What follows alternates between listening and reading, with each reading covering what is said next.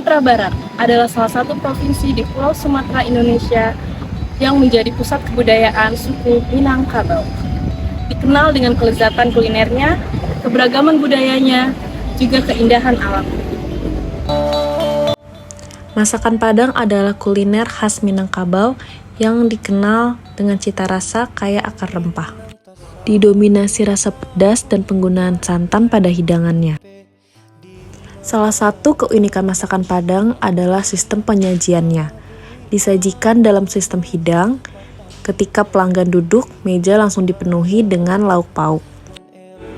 Dengan kombinasi cita rasa dan tradisi, masakan Padang bukan hanya sekedar makanan, melainkan juga representasi budaya yang kaya dan mendalam dari suku Minangkabau.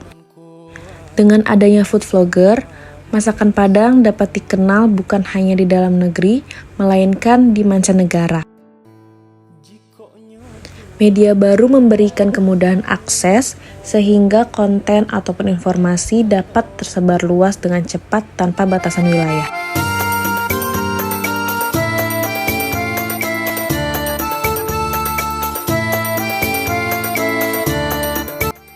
Keberagaman budaya suku Minangkabau mencerminkan kekayaan tradisi dan nilai-nilai yang dipegang masyarakatnya. Salah satu contohnya adalah tari piring. Tari ini melibatkan gerakan lincah yang menggambarkan semangat gotong royong masyarakat Minangkabau. Dalam tarian ini, penari membawa piring di tangan mereka sambil menari mengikuti irama musik tradisional. Tari piring memiliki makna simbolis sebagai ungkapan rasa syukur kepada Tuhan atas hasil panen yang melimpah. Sumatera Barat, tanah yang kaya akan budaya dan tradisi, menyimpan kearifan lokal yang tak hanya menjaga harmoni antar manusia, tetapi juga dengan alam.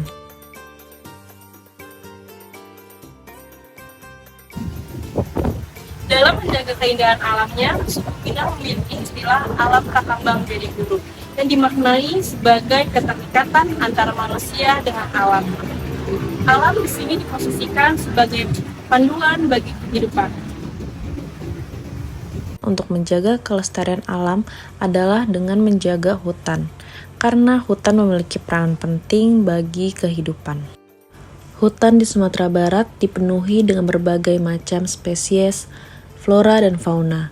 Dengan menjaga hutan, kita juga sama saja melindungi keseimbangan ekosistem.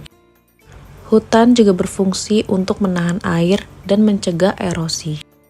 Dengan menjaga hutan, kita dapat terhindar dari berbagai bencana seperti banjir dan tanah longsor. Masyarakat Sumatera Barat memiliki berbagai cara untuk menjaga hutannya, melalui praktik tradisional dan kerjasama dengan pemerintah serta organisasi lingkungan. Beberapa cara diantaranya adalah seperti pengolahan hutan adat yang mengelola sumber daya alam secara kolektif sesuai aturan adat, melakukan program reboisasi, dan menghindari sistem ladang berpindah yang dapat merusak hutan. Menggunakan teknologi sederhana untuk mengelola hutan, seperti pembuatan pupuk organik. Sebaran wilayah itu kabupaten-kabupaten yang berdekatan dengan kawasan Bukit Barisan itu adalah relatif saya bilang masih bagus hutannya.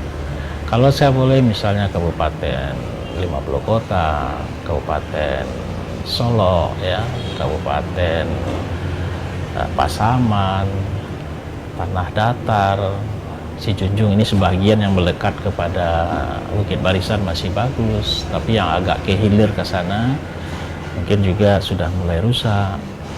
Terus daerah pesisir selatan yang berdekatan dengan Taman Nasional Kerinci Sebelat, walaupun secara sporadis juga terjadi illegal logging di sana, tetapi secara persentase tutupan kawasan hutan kita di Sumatera Barat menurut hemat saya masih bisa mendukung kondisi hutan Sumatera Barat ini. Tetapi untuk itu kita tidak pernah lengah, kita tidak pernah diam, kita tetap melakukan upaya-upaya konservasi, rehabilitasi, pengamanan. Inilah yang kita lakukan bersama dengan masyarakat, yang kita konsep dengan pengelolaan hutan berbasis masyarakat. Menurut Harold Garfinkel, Pada teori etnometodologi, realitas sosial tidak bersifat tetap, melainkan didapat dan dipertahankan dari tindakan-tindakan kecil. Melalui pendekatan ini, kita dapat melihat bagaimana kearifan lokal dapat bertahan, berubah, atau bahkan digantikan melalui tindakan sehari-hari masyarakat.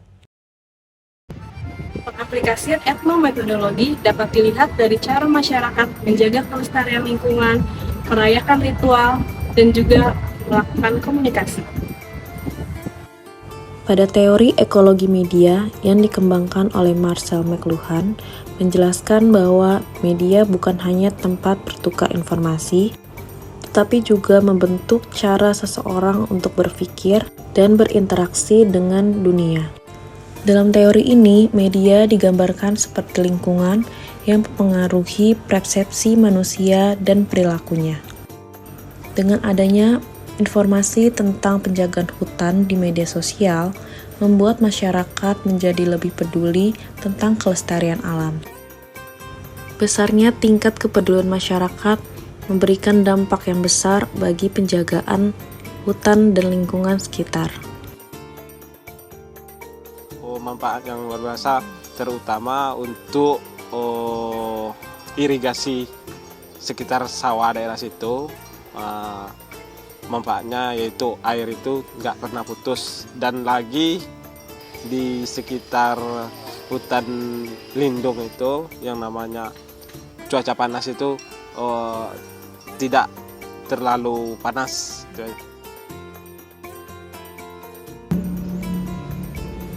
Menjaga lingkungan bukan hanya tanggung jawab, melainkan bentuk cinta kita terhadap bumi tempat kita berpijak. Maka dari itu, marilah kita mulai dengan langkah kecil, seperti membuang sampah pada tempatnya, karena perubahan besar dimulai dari tindakan sederhana.